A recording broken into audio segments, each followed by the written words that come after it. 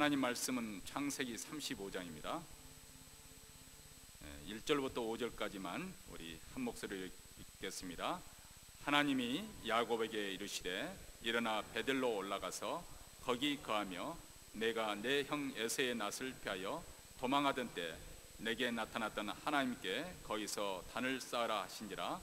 야곱이 이에 자기 집 사람과 자기와 함께한 모든 자에게 이르되 너희 중에 이방 신상을 버리고 자신을 정결케 하고 의복을 바꾸라. 우리가 일어나 베들로 올라가자. 나의 환난 날에 내게 응답하시며 나의 가는 길에서 나와 함께 하신 하나님께 내가 거기서 단을 쌓으려 하노라 하며 그들이 자기 손에 있는 모든 이방 신상과 자기 귀에 있는 고리를 야곱에게 주는지라. 야곱이 그것들을 세겜 근처 상수리 나무 아래에 묻고 그들이 발행하였으나 하나님이 그 사면 거울들로 크게 두려워하게 하신 고로 야곱의 아들들을 추격하는 자가 없었더라. 아멘. 네, 저는 미국에서 30년 넘게 목회하다가 또 60 넘은 목사를 한국에 불러주어서 또 한국 가서 지금 7년째 목회하고 있습니다. 우리가 이 세상을 살다 보면 많은 사람들을 만납니다. 근데 이 사람들과의 만남이 세상살이에요. 이것보다 중요한 게 없어요. 근본에 우리 한국이 참 말로도 할 수 없는 어려움에 있는 이 세월호 사건도 사람 잘못 만나서 우리 조국이 어려움을 당하고 있습니다. 우리 예수 믿는 사람들도 역시 마찬가지입니다. 성경 속에서 많은 사람들을 만나요. 근데 이 성경 속에서 만나는 사람들이 우리에게 관심을 끄는 사람도 있고 또 관심 없는 사람도 있고 우리가 좋아하는 사람도 있고 또 싫어하는 사람도 있어요. 그런데 저는 특별히 그 성경에 나오는 인물 중에 야곱을 좋아합니다. 이상하게 그 야곱에게 끌리는 게 있어요. 왜냐하면 야곱은 인간미가 있어요. 야곱에게서는 사람 냄새 나는 게 그렇게 좋을 수가 없어요. 인간적이라고 하는데 매력이 있어요. 뭔가 하니 한 번 사는 세상인데 잘 살아야 되겠다. 행복하게 살아야 되겠다. 성공해야 되겠다. 하나님의 사랑과 축복을 받아야 되겠다. 1등 해야 되겠다. 이게 야곱이에요. 그러다 보니까 야곱에게는 이기심이 있었고 또 야곱에게는 욕심이 있었고 그러니까 야곱이는 참 꾀돌이고 악발이고 수단방법 가리지 아니하고 산 사람이에요. 그러니까 가는 인생길에 바람 잘 날이 없어요. 잘 넘어지고 상처투성이고 울고 불고 지지 않으려고 하다가 자빠지고 엎어지고 남보다 욕심내다가 망신당하고 창피당하고. 그러니까 야곱은 사실 참 못난 놈이고 미련한 놈이고 어리석기 짝이 없는 그런 사람이에요. 그런데 왜 야곱을 좋아하느냐? 이유가 있어요. 왜냐하면 그런데도 야곱이 하나님의 사랑을 받았기 때문입니다. 사실 우리 하나님이 죄도 안 짓고 거룩한 일만 하고 잘나고 똑똑하고 완전하고 흠이 없는 실수도 하지 아니하고 실패도 하지 아니하는 이런 완전한 사람만 사랑하신다고 하면 저는 예수 믿을 수도 없었고 목사 될 수도 없었고 오늘까지 47년 한국서 부교육자 10년 미국 와서 담임 목사 30년 넘게 하고 한국 가서 7년째 이렇게 긴 세월 동안 제가 목회할 수가 없어요. 그러니까 이 하나님이 야곱 같은 사람을 사랑해 주셨다고 하는 게 그렇게 고맙고 좋을 수가 없는 거예요. 왜냐하면 나 같은 사람도 하나님의 사랑 받을 수가 있구나 또 받고 있구나 하는 걸 깨닫게 돼요. 그래 찬송을 불러도 나 같은 죄인 살리신 주 은혜 놀라와 10번 100번 불러도 눈에 눈물이 글썽거리고 가슴이 시큰해요. 나 같은 죄인이 용서함 받아서 주 앞에 옳은 사람 되며 이 찬송 밤새도록 발을 구르고 손뼉을 치며 불러도 왜? 이것이 나의 간증이고 이것이 나의 찬송이기 때문에 싫지 않은 거예요. 그래서 오늘 야곱 이야기 좀 하려고 그래요. 야곱은 자기의 욕망과 성공을 위해서 수단 방법 가리지 아니하고 살았던 사람이에요. 형이 받을 장자의 축복을 가로챈 사람이 야곱입니다. 그러니까 야곱은 자기 중심적이고 자기밖에 몰라요. 자기가 하고 싶은 것이면은 좌우를 돌아보지 아니하고 이것저것 생각하지 않았어요. 이 집착 때문에 도덕도 의리도 하나님도 보이지 않는 때가 너무 많았어요. 아내를 속여, 이 아버지를 속였어요. 형을 속였어요. 가정을 풍지박산 만들고 가정을 불하게 만든 장본인이 야곱이에요. 나는 부자 돼야 돼. 나는 성공해야 돼. 나는 축복받아야 돼. 나는 잘 돼야 돼. 나는 행복해야 돼. 나는 남보다 큰 소리치며 땅땅거리며 나는 권세를 누리고 살아야 돼. 그래서 불의한 일까지도 하면서 그는 사실 어떻게 보면 부자 되고 남들이 보기에 성공한 것처럼 보였어요. 그러나 약복강가에서 칠흑처럼 어두운 밤을 야곱이 만나게 됩니다. 자 보세요. 20년 전에 속이고 장자의 축복을 빼앗았는데 그 장자의 축복을 빼앗긴 형이 400명의 군인을 데리고 야곱을 죽이겠다고 지금 추격에 오고 있어요. 이제 죽게 생긴 거예요. 그래서 야곱이가 보세요. 그동안은 자기 살려고 남을 죽였는데 이제는 자기가 죽게 생긴 거예요. 여기서 야곱이가 살겠다고 버둥거리면서 하나님과 씨름합니다. 하나님께서 놔라, 못 놉니다. 나 좀 살려주세요. 하나님이 마지막에 야곱을 치니까 엉덩이 뼈가, 환도뼈가 부러져 나갔어요. 그러니 400명의 군인을 데리고 형이 죽이겠다고 20년을 기다렸다가 쫓아오지요. 도망갈래야 엉덩이 뼈 부러졌으니 이제는 도망갈 수가 없죠. 죽게 생기니까 하나님 앞에 두 손 들고 항복을 합니다. 그래요. 우리 인생 살다 보니까 인간의 절망이 하나님의 기회고 인간의 끝이 하나님의 시작이에요. 우리가 잘 아는 아우구스티누스가 이런 말을 했어요. 떵떵거리며 요란하고 정말로 요란하게 불의한 길을 걷는 것보다 차라리 쩔뚝거리면서라도 하나님의 뜻 가운데 사는 것이 복이라고. 그래요. 교만하여 내 맘대로 고집하면서 죄 가운데 사는 것보다는 차라리 하나님께 얻어맞고 쩔뚝거리면서라도 하나님의 뜻대로 사는 것이 복이에요. 자 보세요. 이제 야곱은 하나님과 형에게 용서받은 후에 쩔뚝거리면서 가까운 거리 수컷이라고 하는 곳으로 가서 집도 짓고 우리간도 짓고 삽니다. 그러다가 건강이 회복되니까 어디가 살면 헛수고하지 아니할까, 어디가 살면 부자 될까, 어디가 살면 내가 남보다 덜 수고하고 잘 살 수 있을까. 그래서 온 천지를 살펴보니까 야곱은 가축업 하는 사람이에요. 그러니까 물이 좋고 풀이 좋아야 돼요. 그래서 온 천지를 살피다 보니까 세겜 땅이 딱 눈에 들어오는데 거기는 좋은 물이 흐르고 있고 그다음에 목초지예요. 그래서 야곱이 이 세겜이라고 하는 땅으로 이주해 가서 살게 됩니다. 참 야곱은 세겜 땅에서 즐겁고 행복한 나날을 보냅니다. 형의 분노는 풀렸지요. 몸은 건강해졌지요. 그 다음에 아내와의 관계는 원만하지요. 가정은 화목하지요. 12나 되는 아들, 딸은 날마다 무럭무럭 잘 자라줍니다. 그뿐 아니에요. 수많은 가축대들이 양질의 풀을 뜯어먹고 좋은 물 마시고 숫자를 더해가는데 이게 셀 수가 없는 거예요. 근본에 제가 미국에 30년 넘게 살았지만 이 로스앤젤레스에서 이쪽으로 올 때 언제나 101 타고 올라왔지 1번 타고 올라온 적이 없는데 이번에 처음으로 이 1번 코스트 하이웨이를 타고 올라오다 보니까 아니 여기서 한 1시간도 안 떨어진데 나는 세상에 그 뭐예요? 물개인가 뭐예요? 그 바다 사자라 그러나요? 아니 그게 수천 마리도 넘게. 아니 저는 세상에 그렇게 많은 거 처음 봤어요. 이야, 여러분은 살기 좋은 데 사는 거예요. 아니 저는 미국에 30년 넘게 살면서도 그런 거 몇 마리씩 동물원에 가서 봤지. 아니 수천 마리가 아니 물가에 그냥 있는 거예요. 그래서 밤에 가서 보고 아침에 가서 또 봤어요. 이야, 세상에 이렇게. 근데 여러분, 야곱이가 그 세겜 땅에서 가축을 치는데 좋은 물 먹고 좋은 풀 뜯어 먹고 이 가축들이 짐승들이 늘어나는데 이게 셀 수가 없는 거예요. 숫자에 숫자를 더해가는데 야곱이가 세상에 이제는 부러울 거 아무것도 없어요. 됐다. 내 인생 파란만장했지만은 이제는 고속도로 들어섰다. 이제는 성공했다. 야곱이 기고만장합니다. 아나무인 될 뿐입니다. 이제는 하나님 없이도 나는 살 수 있다. 나보다 더 잘난 사람이 이 땅에 아무도 없다. 그래서 야곱이가 기고만장해서 아나무인으로 또 버티고 가는데 여러분, 세상살이가 하나님이 부르시는 순간까지 마지막까지 큰 소리 못 치는 거예요. 제가 미국 와서 한번 그런 일을 봤는데 교회에서 있었던 일이에요. 어떤 분이 어려움을 당했어요. 근데 자녀가 실수했어요. 그랬더니 어떤 똑똑하고 많이 배우고 부자고 잘난 사람이 이 어려움 당한 자식 때문에 어려움 당한 사람에게 와서 자식을 그따위로 키울 겁니까? 당신이 그러면서 야단을 치는데 옆에서 가만히 보고 있던 머리가 백발인 할아버지가 까불지 말아라. 너 세상 다 산 거 아니다. 아직도 모른다. 두고 보자. 너도 자식 있는 놈이야. 두고 보자. 그렇게 이야기하는 걸 제가 옆에서 봤는데 그게 잊혀지질 않아요. 그래요.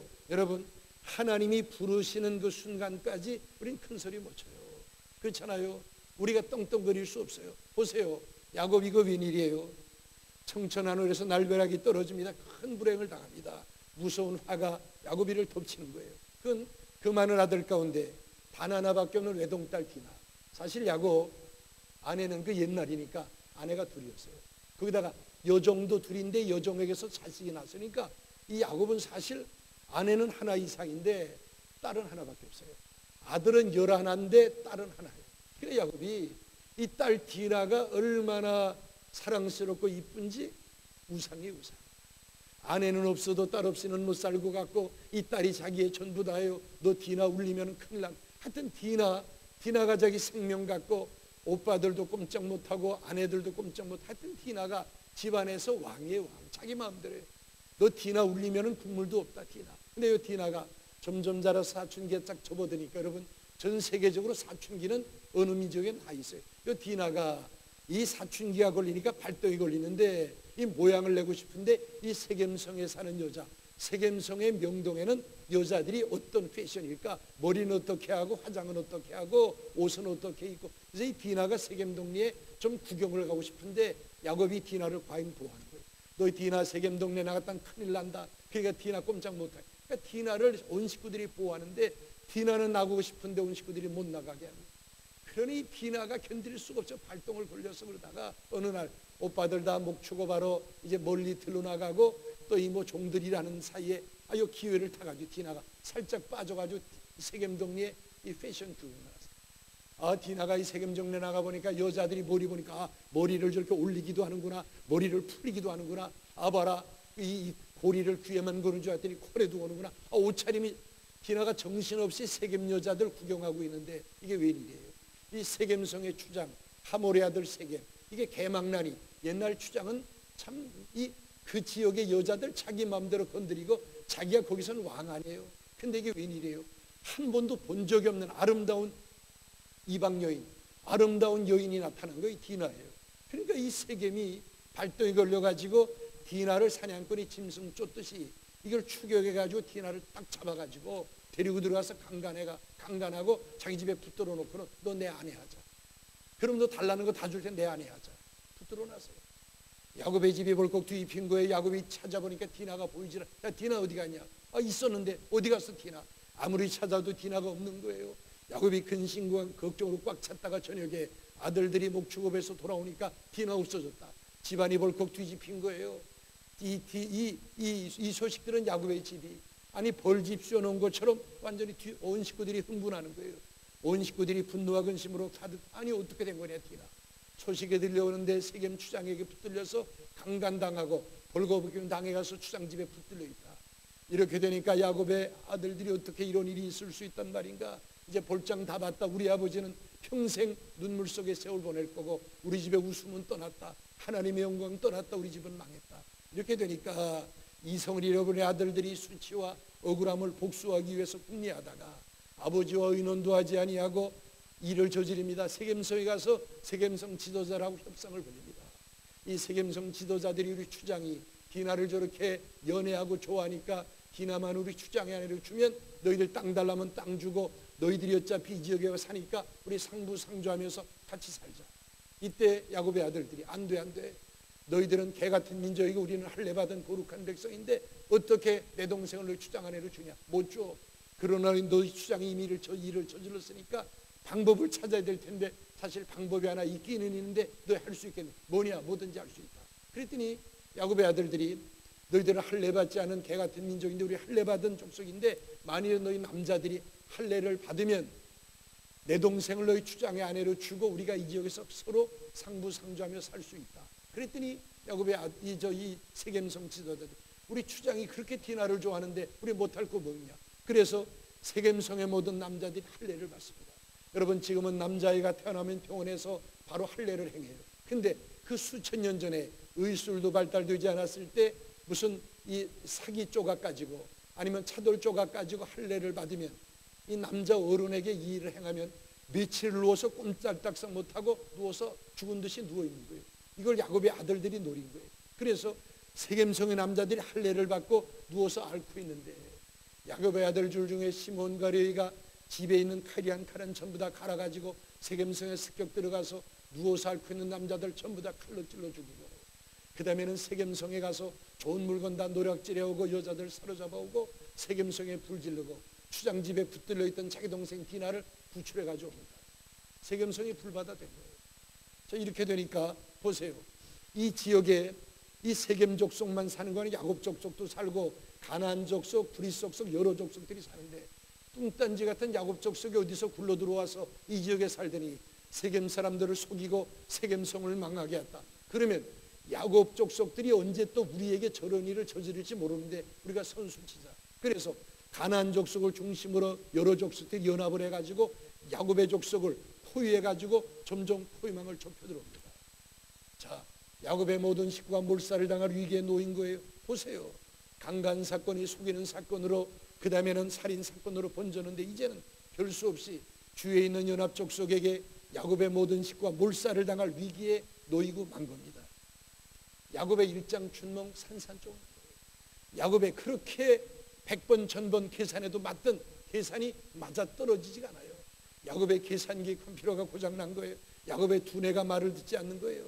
자, 이제 야곱이가 여러분 떨기 시작합니다. 이게 여러분 세상살이 아니에요. 야곱이 다가온 무서운 환난 앞에서 야곱이가 한 마리의 생쥐와 같아요. 그러니까 수단방고 가리지 아니하고 벌었던 수많은 재산 다 불타버리게 생겼어요. 7년을 수일처럼 여기며 얻었던 아내 다 뺏기게 생겼어요. 자기 생명 같은 자식들 자 죽임당하고, 아니 자기 생명까지 한꺼번에 잃어버릴 위기에 야곱이가 놓였어요. 자, 야곱이가 할 수 있는 방법은 하나밖에 없어요. 빨리 도망가야 돼요. 세겜을 떠나야 돼요. 여러분, 야곱은 어린 시절부터 도망가는 데는 선수예요. 형석이가 어린 시절부터 도망자의 신세로 살았단 말이에요. 근데 이제 식구가 많아요. 그러나 야곱이가 배운 건 도망가는 것밖에 몰라요. 도망가자. 그래서 야곱이가 어디가 나의 피난처고 어디가 나의 도피성이고 어디가 나의 안전지대인가. 그래서 머리를 굴리니까 딱 떠오르는 데가 바다나람이에요. 어린 시절에 빈손 들고 가서 내 일생을 다 보내고, 저로 말하면 미국이에요.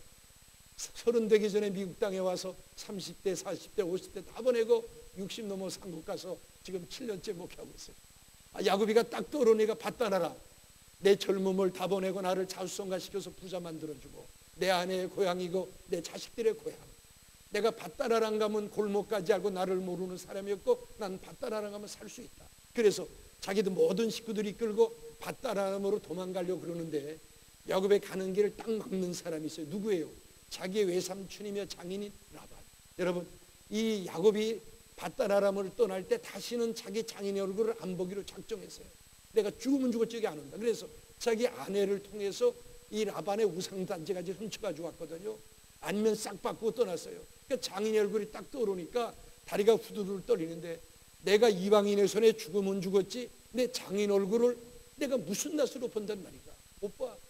바다라는 가려니까 못 가게. 그러니까 주저앉아 버리고 말았어요. 이제 죽게 생긴 거예요. 여러분, 사람이 죽게 생기면 맨 마지막에 떠오르는 데가 내가 태어난 고향이에요. 그렇잖아요. 제가 여러분 미국에서 목회할 때도 나이 많아 병든 분들이 저를 붙들고 울면서, 목사님, 내 고향 북한인데 북한은 못 가더라도 나 금강산에도 갔다 와서 그 몸 가지고 안 될 텐데 그래도 금강산에도 가서 흙냄새라도 맡고 북한 땅의 흙냄새라도 맡고 죽고 싶다고 하는 분들 계셨어요. 그러니까 야곱이가 마지막 죽게 생기니까 내 고향 부엘시바, 내가 빨가벗고 시냇가에가 물장 붙이고 어린 꼬마들하고 소꿉장난하고 엄마 돌아가시고 한 게 있지만은 엄마가 맛있는 음식 해주고 엄마의 채취가 있고, 내가 코릴 때 엄마가 앞치마 뒤집어서 내 코 닦아주던 내 고향 부엘세바. 부엘세바 내 고향으로 가자. 식구도 이끌고 부엘세바로 떠나려고 하니까 야곱의 가는 길을 막는 사람 또 있어요. 누구예요? 형이 에서. 야곱이 형의 에서에게 용서받았지만 형은 성격이 불같은 사람이고 또 무서운 사람인데, 자, 야곱에게는 아름다운 아내가 있고 수많은 재산이 있어요. 형 옆에 가서 살면 언제 형의 심기를 건드려서 자기에게 무슨 일을 저지를지 모르는데, 내가 그동안도 형에게 잘못한 거 수없이 많은데 내가 형을 살인자 만들 수 없고 형을 불행하게 만들 수 없어.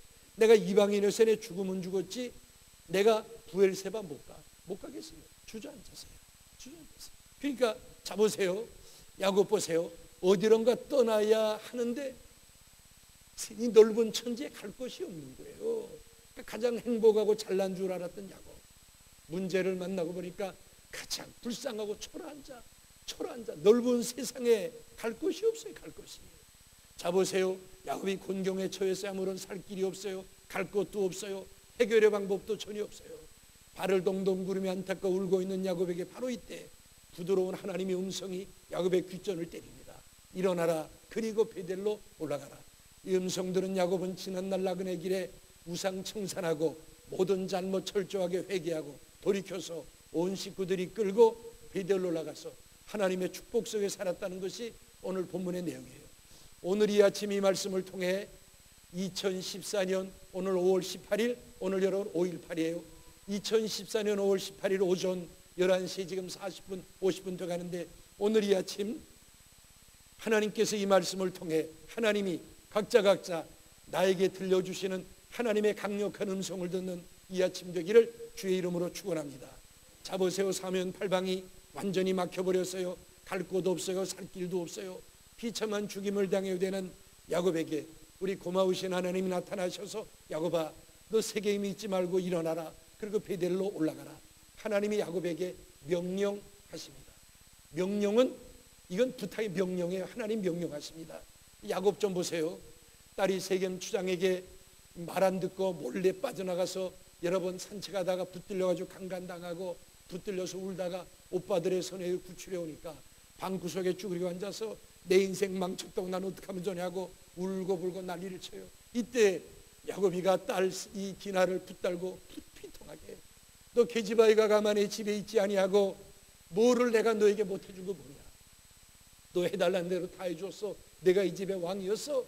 너 내 마음대로 살았어. 뭐가 부족하다고 온 동네를 쏘다니다가 이런 무서운 화를 내가 우리 집에 끌어들였느냐? 나가 죽어라. 너 때문에 나 망하게 생겼구나.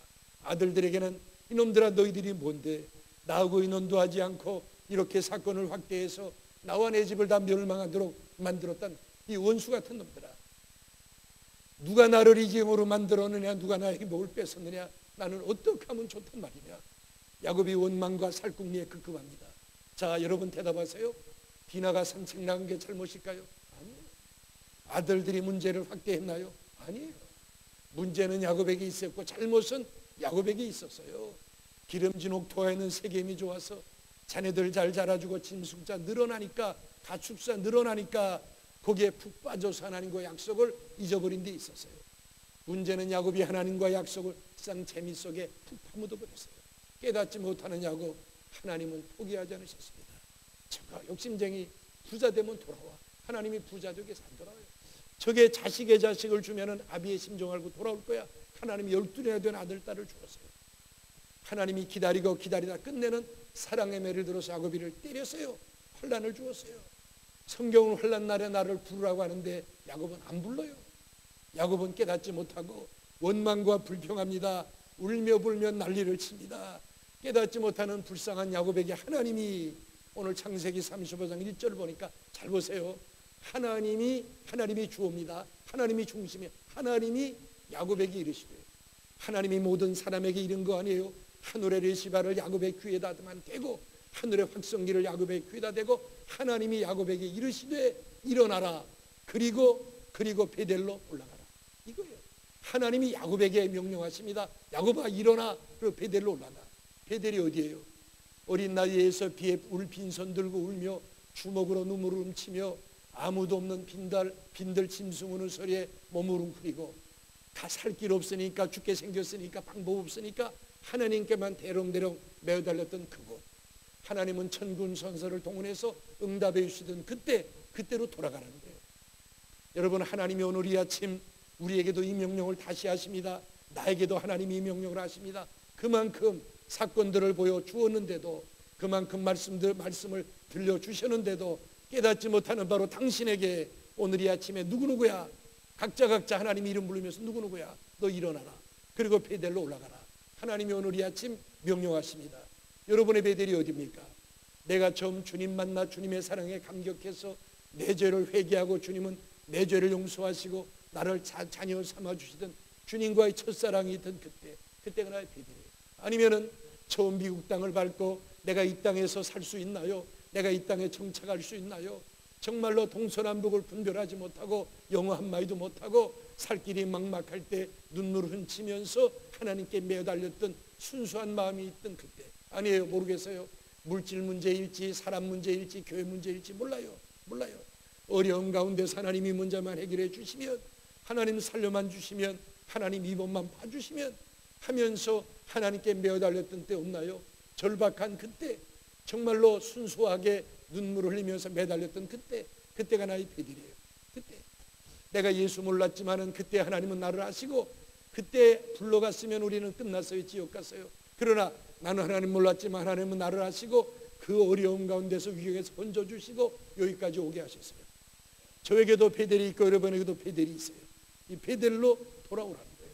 오늘 3절 말씀 보니까 야곱은 하나님 명령에 즉각 순종해서, 자, 내가 잘못했다, 내 탓이다. 그래서 우상 청산하고 온 식구들에게, 자, 우리가 일어나 베델로 올라가자. 야곱이가 자녀들에게 이야기해요. 왜 야곱이 베델로 올라가야 돼요? 야곱이 기도로 하나님과 약속 소원한 것이 베델이기. 창세기 28장에 보면 캄캄한 밤 베델 광야, 아무도 없는 빈들, 무서움과 추위에 짐승을 쇠고 무릎 꿇고, 하나님 한 번만 살려주시면, 봐주시면 내가 하나님만 섬기고 여기서 성전 짓고 11조 바치겠다고 야곱이가 소원합니다. 이 소원이 있던 밤이 얼마나 간절했으면 엄마가 준 기름 한 병 돌기둥에다 다 갖다 붓어요. 간절했어요. 그러나 묵고 사는 게 뭔지 감격과 헌신이 오래가지를 못했어요. 자보세요. 하나님께서는 야곱의 소원대로 어디를 가나 함께 하셨고, 가는 길을 지켜주었고, 먹을 양식 주시고, 입을 옷 주시고, 자녀의 복 주시고, 부귀의 복 주시고, 다 주시고, 험한 인상길 굽이굽이 하나님이 도우셔서 여기까지 오게 했어요. 야곱 아비의 집으로 평안히 돌아오게 해주었지만 야곱은 어때요? 약속 안 지켰어요. 하나님은 약속대로 다 주고 일어나라고 기다리는 거예요. 1년, 2년, 5년, 10년, 부자 되면, 결혼하면, 성공하면, 자식 나오면 20년 약복 나루를 건너서 수코스로 가요. 저게 걷지 못 거두면 돌아올 거야. 건강해지니까 세겜으로 갚으리고 말아요. 하나님이 거의 30년을 하나님은 포기하지 않으십니다. 야곱은 재산이 불어나고 자녀들 잘 자라는 쌍재미에 하나님과 약속을 파묻어 버렸어요. 근데 하나님은 포기하잖아요. 내가 내 아들의 핏값을 주고 너를 샀어. 내가 온 쌍을 포기할지언정 나는 너를 포기할 수 없구나. 여러분, 하나님은 이 세상을 포기할지언정 아들의 핏값을 주고 산 나를 하나님은 절대로 포기하지 않으십니다. 세겜성에 놀러갔던 외동딸 디나가 왜 대낮에 강간을 당했을까요? 가룟 유다처럼 죄를 범할 때 즉각 창자가 터져 죽고 아나니아 삽비라처럼 기회도 없이 심장마비로 즉사하는 것보다 더 무서운 벌이 있다 그러면 하나님이 얼굴을 돌리시고 마음대로 살게 하고 마음대로 죄짓게 하다가 마지막 날에 심판하시는 겁니다. 로마서 1장에 보면 죄악론을 말씀하시다가 24절에 보니까 이런 말씀, 하나님께서 저희를 내어버려 두사. 여러분, 내어버려 둔 사람들 부러워하지 마세요.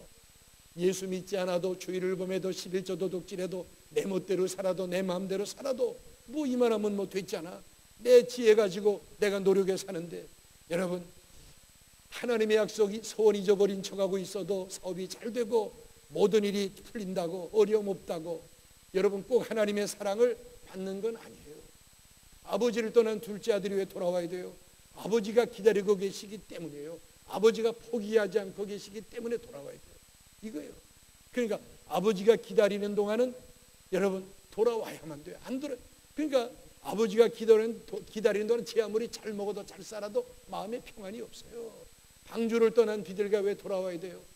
노아가 두 팔 벌 기다리니까 여러분 까마귀는 안 돌아와요. 왜? 시시더미. 근데 비둘기는 시시더미에 접촉할 것이 없으니까 노아가 두 팔 벌 기다리니까 돌아와야 돼요. 안 돌아오면 이 비둘기는 이 세상에 접촉할 것이 없어요. 야곱의 베델로 돌아와야 돼요. 하나님이 거기서 기다리고 계셨기 때문이에요. 사실 창세기 31장 19절 이하에 보면은 야곱이 하나님과 약속이 걸리기 때문에 이 세겜 사람들에게 은일 100개, 요즘 성경에는 은 100 크리타, 그러니까 돈을 주고 땅을 사서 그 땅에다 엘렐로헤 이스라엘의 하나님이라고 하는 이름으로 단을 쌓기는 쌓았어요. 근데 하나님이 그 원치 않았어요. 안 돼. 난 너에게 다 줬고 너는 베델로 돌아와야 돼. 이거예요. 하나님이 베델에서 기다리는 거예요. 하나님과 약속, 하나님과 소원이 있기 때문에 돌아와야 되는 겁니다. 이야기 안 하고 설교를 마칩니다. 지금부터 69년 전 1945년 8월 15일 우리 대한민국은 일본의 압제하에 있었어요. 짐승처럼 살았어. 이름도 우리말도 사용 못했어요. 그저 차라리 죽는 게 낫어요. 그러나 하나님의 극적인 하나님의 계획대로 1940년 8월 15일 독립했어요. 이젠 자유의 땅에 하루 종일 걸어도 다리도 안 아프고 하루 종일 한국말로 외쳐도 목도 쉬지 아니하고 먹지 않아도 배가 안 고파요. 모르는 사람끼리 끌어안고 같이 춤추고 웃고 또 울고 이제 자유의 땅이 된 거예요. 그러나 보니 기쁨도 잠시였어요. 38선을 딱 그어놓고 남한 땅은 미군 정화에 들어가고 북쪽은 저 북쪽에서 러시아 군대가 소련 군대가 밀고 내려왔어요. 왜냐하면 자기들이 진군하겠다고, 이 점령하겠다고. 자, 이렇게 되니까 이 북한 땅에는 루머와 함께 무슨 소문이 삽시간에 퍼져나면 로스케가 오면 소련 군대가 오면은 좋은 거 다 뺏어가고 처녀들 가만히 내버려 두지 않는다. 이런 소문이 파다하게 퍼졌어요. 황해도 재령당 명신여고를 졸업하고 이화여전 가정과 입학원서 받아놓고 기다리던 딸, 여자아이가 고등학교 졸업했으면 유치원 보모하고 성가대하고 주일학교 교사하고 가사일 돕다가 시집가면 되지, 무슨 서울까지 가면 잘못된다. 가족들이 보내지 않고 붙잡고 있었어요. 근데 소련 군대 로스케가 오면은 처녀들 가만히 내버려 두지 아니한다. 또 겁이 났어요. 그래서 같은 성가대 평양철도청에 근무하면서 주말이면 내려와서 같이 성가대하는 총각, 이 처녀 부모끼리 기도 동지예요. 그래서 서둘러서 두 사람이 교회에서 아주 은혜 가운데 결혼식을 거행하고 가정을 이루었어요. 자, 이 처녀가 결혼해 보니까 가정이 대가족인데 집안이 이 남편이 장손이에요. 그러니 집안 식구들이 뭐 얼마나 많은지, 또 할아버지는 그 당시에 전력회사 소장이기 때문에 집안이 가보니 목욕탕도 다 전기로 물 데우고 그 옛날인데 아주 가정이 번화한 거예요. 재밌게 두 식구가 평양과 재령 그장 이 뭐 천주청에 근무하니까 기차 그냥 타고 다니면서 재미있게 살아요. 1년이 지나니까 이제 임신이 되고 아이가 태어났는데 아들이에요. 집안에 장손이 태어난 거예요. 온 집안 식구들의 사랑을 받으며 장손의 축복을 받아요. 그러니까 세 식구가 그때부터 그저 황해도 땅 여기저기 다니면서 재밌게 사는 거예요. 그러다가 얼마 있으니까 둘째 아이 또 임신이 돼서 아들일까 딸도 아들도 다 좋은 거예요. 집안에 이 장손의 집안. 그래서 이제 배가 점점 불러오는데 여러분 1950년 6월 25일 동족 상잔의 비극. 이 땅에 있을래야 있을 수가 없는, 전 세계 어느 나라에 무슨 일이 벌어져도 이런 일은 있을 수가 없어요. 같은 민족끼리 찔러 죽이고 밟아 죽이고 쏴 죽이고 정말 있을 수가 없는, 그저 피가 흐르다가 시냇물을 이룰 정도로 엄청난 대비극 6.25 전쟁이 터진 거예요. 남편은 평양에 있고 이 20대 초반의 젊은 부인은 아들 손 붙잡고 만삭된 몸을 여보 빨리 우리도 피난 가야 되니까 직장에 오고 빨리 그만두고 내려오라고. 알았다고. 내가 이제 직장 정리하고 내려간다고. 그러다 남편에게 전보가 왔어요. 내가 몇 월 며칠 몇 시에 평양 떠나서 재령으로 가는 기차 탈 테니까 마중 나오라고. 이제 남편만 오면 아무 걱정. 남편은 북한이 알아주는 배구 선수고 아이 또 자기와 같이 20대 초반에 젊고, 그러니까 남편만 오면 방공호에 숨어도 되고 이남으로 피난 가도 되고, 남편만 오면 전쟁터에도 아무 걱정 없는 거예요. 자, 남편이 온다고 하는 시간에 아들 손 붙잡고 만삭된 몸으로 여기 나갔어요. 그런데 불길한 소식이 들려오는 거예요. 평양 떠나 재령으로 오던 기차에 폭격이 있어 사상자가 있다. 그래도 이 부인은 아무 걱정 안 하는 게, 내 남편은 아들이 기다리고 있고 아내가 있고 둘째 아이의 아버지가 돼야 되고 둘째 아이 받아야 되고, 그러니까 또 남편은 또 운동선수고, 그 남편 제일 먼저 나타날 줄 알았는데 한 사람 두 사람 걸어서 재령역에 도착을 하는데 제일 먼저 나타날 줄 알았던 남편이 안 나타나는 거예요. 이때 부인은 내 남편은 신앙이 좋고 운동선수고 철도청에 근무하니까 아마 부상자들 돕느라고 내가 기다리는 줄 좀 늦을 거야. 그래서 기다리다가 밤이 되니까 집에 들어가서 대문 열어놓고 밤을 꼬박새며 기다리는데 아침이 되는데도 남편이 나타났다. 불길한 생각이 드는 거예요. 이게 무슨 일일까? 내 남편이 반드시 나타나야 되는데 왜 안 나타나? 그래서 그 다음날 아침 이 부인이 아들 손 붙잡고 만삭된 몸으로 사고 났다고 하는 지점을 향해서 기찻길을 따라 걸어가기 시작했어요. 사고 지점에 가보니까 아비 귀환인데 그 남편이 온몸에 기관총 사격을 받아서 온몸이 볼집처럼 총알이 받힌 채로 20대 초반인데 이 안에 23살, 남편도 23살. 그 시더미 속에 있는 거예요. 나중에 알아보니까 그 평양 떠나 재령으로다가 공중에 비행기가 폭격하려고 뜨니까 기차가 머물고 빨리 다 피신하라고 하는데 자기 아내와 아들과 둘째 아이 아버지 될 이 남편이 제일 먼저 기차에다 내려서 지금 이제 피신을 하다 보니까 그 기차에 다리를 쓰지 못하는 장애인이, 같은 재령에 사는 장애인이 그 기차에 타고 있어요. 나는 살 수 있지만 저 장애인 반드시 죽는다. 저거 살려야 되는데 다시 돌아가서 그 장애인을 데리고 내리려고 이제 시간을 끌다가 폭격이 시작되니까, 기관총 사격이 시작되니까 그 장애인을 끌어안았는데, 장애인은 머리털 하나 상하지 않았는데 이 남편은 온몸에 총알바지가 돼서 총알에, 그러니 전쟁은 시작돼서 지금 난리인데 23살 난 젊은 여인이 아들 이제 3살 돼가는 아들 손 붙잡고 만석이 된 채 그때부터 울기 시작한 거예요. 내 남편 데려가는 하나님, 나도 데려가고 이 어린 것도 데려가고 뱃속에 있는 아이 아버지 얼굴도 못 본 거 태어남이 전쟁통에 나보러 어떻게 키우라고, 넌 못 키운다고 데려가는 거예요. 비행기만 되면 밖에 나가서 내 남편 데려간 하나님, 나도 데려가고 아들도 데려가고 뱃속에 이거 태어나면 이거 뭘 하냐고, 이 전쟁통에 어떻게 하라냐고 데려가는, 엎드려. 그러면 사람들이 줄줄 끌어서 방공으로 옮기면 또 나가서 뭐예요. 이 3살도 안 되면 밖에 나가서 놀다가 비행기가 뜨면은 아이들이 다 방공으로 뛰어들어가는데 이 3살짜리는 방공을 못 들어가는 거예요. 왜냐하면 비행기의 폭격보다 울고 있는 엄마가 더 무섭고 더 슬픈 거예요. 그래서 방공 앞에 왔다가 엄마가 울고 있으면 다시 밖으로, 애들은 다 방공에 쏘는데 바깥에 우편이 서 있는 거예요. 자, 그러면서 이 엄마는 하나님, 내가 이 아들도 못 키우니까 뱃속에 아이는 난 날 수가 없으니까 이거 하나님 그냥 죽여달라고, 먹지도 않고 자지도 않고 울기만 하는 거예요. 근데 생명이 뭔지, 이게 죽지 않고 꿈틀거리다가 12월 되니까 둘째 아이가 태어나는 거예요. 낳고 보니까 아들이에요. 너는 뱃속에 죽지 못하라 태어났니? 하나도 못 키울 텐데 이 전쟁터에 나보러 어떻게 하라고 너는 태어났니?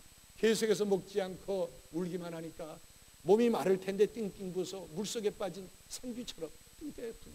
그러다가 그냥 엄마 죽으면 핏덩어리 죽고 또 엄마 아빠 아무도 없는 이 3살짜리 그냥 죽는 거예요. 그냥 이 죽는 것이 정한 이치였어요. 그런데 이남의 미리 피난 나와서 군대에 들어가 있던, 특수부대에 들어가 있던 하나밖에 없는 남동생이 이 소식을 듣고 매형 죽고 없는 북한 땅에 못하러 사냐고, 엄마 있고 그래도 남동생 있는 이남으로 피난을 하고 사람을 사서 보냈어요.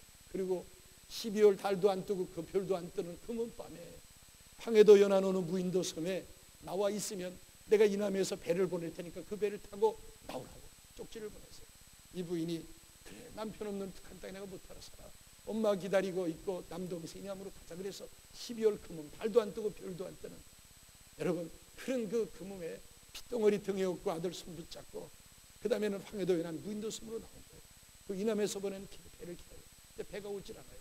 좀 있으면 이제 밀물이 들어오기 시작하면 뛰어서 민가로 오더라도 괴뢰군의 총뿌리가 이남으로 피난 가려고 한 반동이라 그 자리에서 사살해서 물에 띄어보낼 거고, 또 밀물 따라잡을 수 없으니까 밀물에 씻겨 내려가면 울어줄 사람도, 그렇잖아요. 세월호 참 엄청난 이 한국이 재난을 당했는데 그래도 수천만의 우리 한국 백성들이 텔레비전 보면서 울고 수없이 많은 사람들이 그것에 가서 울고, 여러분 그 자식 죽은 부모보다 수천만이 울어주니까 그 대신 울어주는, 근데 그 당시에는 울어줄 사람도 없는 이 젊은 23살 난 여인이 지금 아들 손 붙잡고 등어리 핏덩어리였고 그 배가 오기 기다리는데 배가 조금 있으면 밀물이 들어와요. 추운 겨울바다에 울기 시작해요. 그러니까 얼음이, 눈물이 얼굴에 그래 얼음으로 다 얼어버리고, 하나님 살아계시면 우리 시집을 살려달라고, 내가 주님의 뜻대로 살겠다고 부르짖는 기도가 그냥 겨울 파도 소리 시켜요. 아무도 볼 사람 들을 사람인데 하나님이 그 칠흑처럼 어두운 겨울바다에서도 하나님이 그 눈물을 보시고 그 부르짖는 기도 소리를 들으셨어요. 기적처럼 밀물이 들어오기 직전에 이남에서 보낸 배를 만나. 이때 이분이야, 내 남편은 죽고 없지만 하나님 살아계셔서 내 기도 들으셨다, 꽁기도서요. 그래서 백년도와 저희 강화도를 거쳐서 인천을 거쳐서 부산으로 피난을 가요. 9.18 수복대 서울로 가요. 그리고 이 젊은 부인이 두 아들을 키우는 거예요. 직장에 가서 이제 일하고 저녁에 들어와서는 또 두 아들 데리고 밥을 먹고 살아요. 그러다 한 달 일해서 몇 푼 벌면 그 중에서 빳빳한 돈으로 11조를 떼요. 그러면 이 큰아들이 엄마 보고 확 끌어안고, 엄마 나중에 돈 벌면 우리도 11조 내자. 지금은 계란에도 하나 먹어야 학교 가는데 11조 때문에 뭐로 살아. 그러니까 엄마 나중에 내자. 이때 엄마가 그 아들의 귀세에 올려붙이 나가 떨어져요. 그러면 가서 끌어안고, 이놈아 이거 다 있어도 못 살아. 죽을 목숨 하나님이 살려줬는데 내가 나에게서 하나님마저 뺐으면 나는 뭐를 믿고 살란 말이냐. 그리고 아들을 끌어안고 울어요. 금요일이면 교회 가서 두 아들과 하나님 일주일 살았습니다. 또 일주일도 하나님께 그냥 처리하며 기도합니다. 그러니까 하나님의 은혜로 겨우 살려요. 그러니까 다른 애들은 저녁에 먹고 자는 시간이면 이 형은 동생 데리고 큰 길로 나가는 거예요. 엄마가 와야 들어가서 가정 예배 드리고 저녁에 먹고 자는 거예요. 그러면 이 동생은 길에서 졸면은 형이 동생을 업었다가 안았다. 자지마, 저녁 먹어야 자. 엄마 와야 들어가서 가정 예배 드리고 저녁에 먹어 자. 동생을 끌어안기 기다려. 엄마 내리면 들어가서 가정 예배 드리고 저녁 먹고 자. 그러니까 하나님의 은혜로 세 식구가 겨우겨우 사는 거예요. 어느 날 큰 행길에 사람이 차에 쳐 죽었대요. 동네 사람들 다 밀려. 그러니까 이 두 아이도 우리도 사람 좀 한번 보자. 그래서 둘이가 큰 행길로 나가봤더니 벌써 몇백 명의 사람들이 모여서 죽었대요. 그러니까 두 아이도 호기심에 사람 준 거 보겠다고 삐지고 들어와서 딱 보는데 자기 엄마가 두 아이 저녁에 주겠다고 직장에서 오면서 전차에 내려서 길 건너다가 사고를 당했대요. 젊은 청년들이 만져보더니 다 못 졌대요. 사람들은 구경하는데 두 아이는 미치는 거예요. 엄마 하나밖에 이젠 고아되는 거예요. 두 아이가 사람들 붙들고 우리 엄마 살려달라는데 살릴 수가 없으니까 젊은 청년들이 그 시체를 줄줄 끌어서 길가에 있는 의원으로 옮겼어요. 의사가 진찰해 보니까 이게 다 멎었고 숨을 못 쉬는데 죽었다면 두 아이가 이게 미치든가 기절하겠으니까 간호사에게 빨리 앰뷸런스 부르라고 종합병원에 옮겨서 산소 마스크 끼우고 혹시 인공호흡하면 살지도 모르니까 빨리 부르라. 두 아이가 발을 동동 구르면서 의사부 간호부들 우리 엄마 좀 살려달라고 살 수가 없는 거예요. 큰아들이 엄마의 시체를 끌어안고 볼을 비비면서 엄마 대답 안 하고 다른 때 같은 밤을 꼬박 새고도 아들이 부르면 대답하던 엄마가 대답을 못하는 거예요. 엄마 대답하라고 대답하고 그러는데 앰뷸런스 오기 직전에 그 죽었던 엄마가 38선 넘을 때 불렀던 주님을 어린 두 아이 고아만 들고 놔두고 그냥 가는 엄마가 마지막 가면서 그냥 가실 수가 없는지 마지막 그 입에서 주여 그러고 가느다란 주여 부르는 신음소리가 살아나는데 엄마의 시체를 끌어안고 있던 큰아들이 간호사도 의사도 못 들었는데 엄마를 끌어안고 있던 큰아들이 그 소리를 들은 거예요. 그때부터 이 큰아들이 저 신용산에 있는 철도청 병원으로 옮겼어요.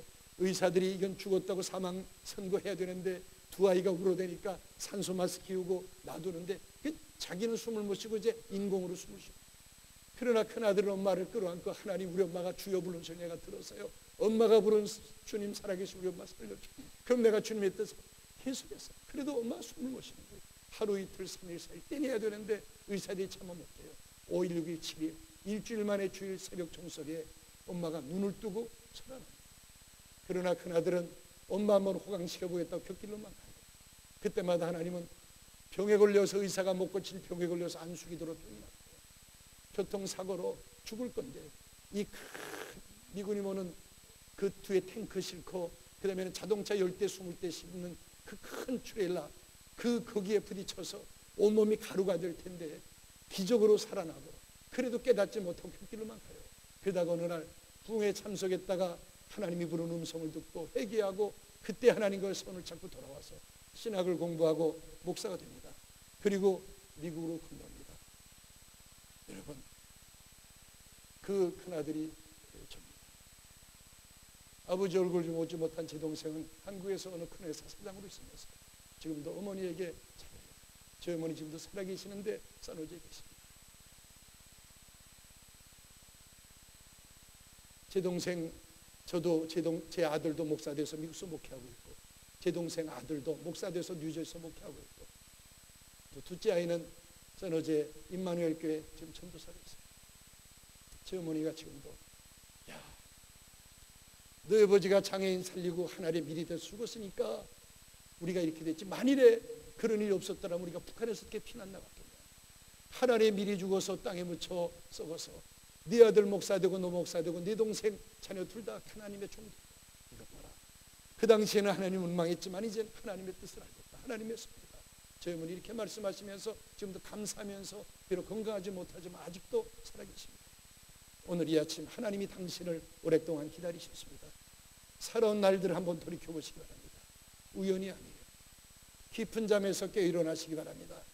지날날 하나님과의 약속, 가족 문제든지 교회 문제든지 자식 문제든지 아니면 사업 문제든지 건강 문제든지 아니면 어떤 사고든지 그때 그날 눈물을 펑펑 흘리며 발을 동동 구르며 안타까워하면서 몸부림치며 어찌할 줄을 몰라 하던 그때 누가 건져 주었지요? 누가 살려 주었지요? 누가 해결해 주었지요? 여러분 하나님이 바로 그때 그 장소 그 환경에서 당신을 기다리고 계십니다. 세겜에서 일어나 베델로 올라가시래요. 세상에서 일어나 하나님의 집으로 돌아오셔야 돼요. 우리의 중에 지금 환난 중에 있는 분이 있어요. 병 중에 있는 분이 있어요. 고통 중에 있는 분이 있어요. 문제 가운데 있는 분이 있어요. 하나님이 당신을 포기하지 않으셨다는 증거입니다. 십자가 바라보세요. 오늘도 하나님이 십자가에서 내 아들의 핏값을 주고 내가 너를 샀어. 내가 온 천지를 포기할지언정 나는 너를 포기할 수 없다. 너는 내 아들이야, 너는 내 딸이야. 내 인생 여정 가는 길에서 나와 함께 하신 하나님, 그 하나님께 돌아오시기를 바랍니다. 나를 기다리시는 주님의 품으로 돌아와서 안기시기를 바랍니다. 이 시간 야곱의 고백이 우리 한 사람 한 사람의 고백이 되시기를 바랍니다. 나의 끝이 하나님의 시작이요, 나의 절망이 하나님의 기회요. 이 환난이 고통이 네 잘못이 아니고 내 잘못이라고, 내 탓이 아니고 내 탓이라고, 네 문제가 아니고 내 문제라고 오늘 이 시간 고백하셔야 돼요. 저도 여러분도 우리 모두 기다리시는 아버지 품으로 돌아오는 오늘 이 시간 되기를 간절히 바랍니다.